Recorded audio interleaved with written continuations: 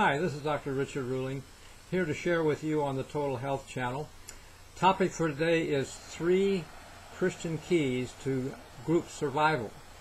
Now, we might wonder, is it that bad? But yes, it's getting pretty bad in this world, and I want to begin with a favorite story in the Old Testament, King David. But before he became king, we all know that he fought the giant Goliath and cut off his head with a sword. Well, the Bible is the sword of the Spirit, it says in Ephesians 6:17.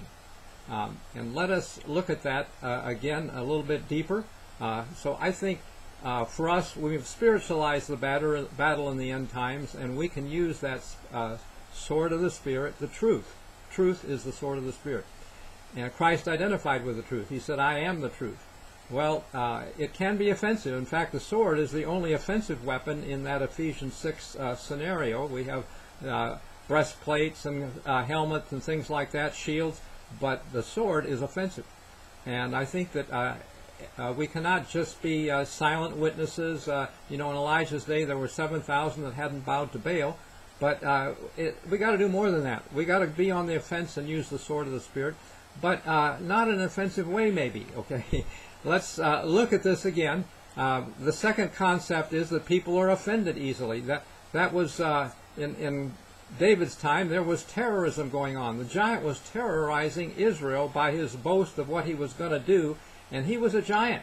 And David had the courage, though, to come against him with the truth, and he said that he had God on his side.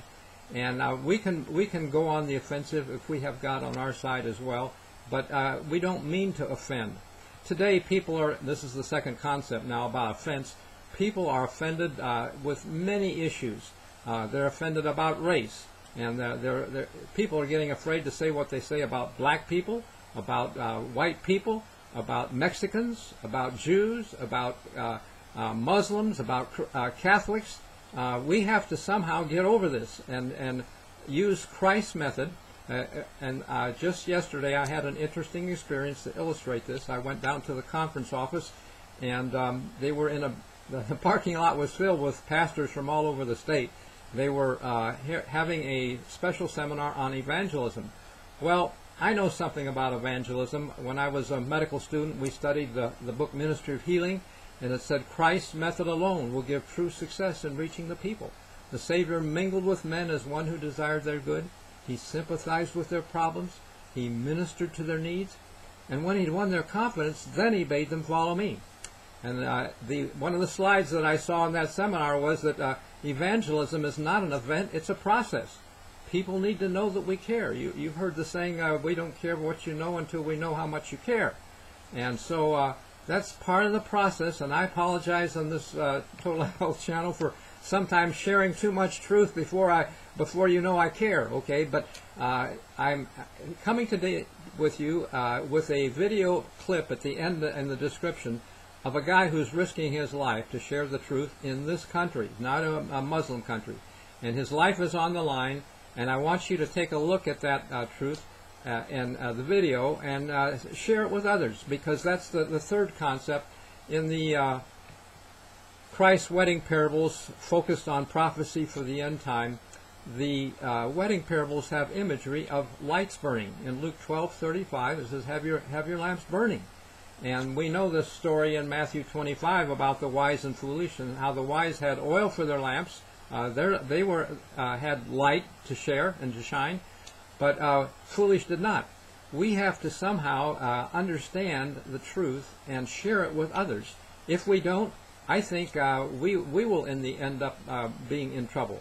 The bottom line is that truth protects, like it says in the Bible, he that waters another person's garden has his own watered. By sharing the truth, we become confirmed in it. We become part of it. It becomes part of us. We understand it better. If we just say, well, maybe, maybe not, we'll wait and see, and so on, by the time we wait and see, it's too late. Okay, that's a foolish virgin response. We need to look at the issues and start sharing them. Okay, that's the focus of this video. And I have tomorrow, Saturday, January 26th, a free video, a book, The Earthquake and Seven Seals, and it's free on Kindle. If you don't have a Kindle, download one for your computer or phone. It's free. It saves postage and paper and things like that. And you can read it and share it too. Pass it on as best you can. Thank you for looking at this. Please like the video. This is not intended to be offensive, even though the sword can be offensive. Summary is that really truth is the sword of the Spirit. We need to use the sword.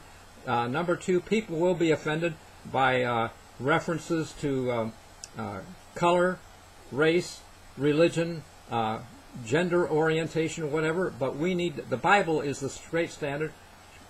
I don't hate anybody, but I'm seeing that bad religion is behind a lot of what's happening in this country. We refer to it as a deep state. Take a look and look at the issues. Thank you, and God bless you today and always.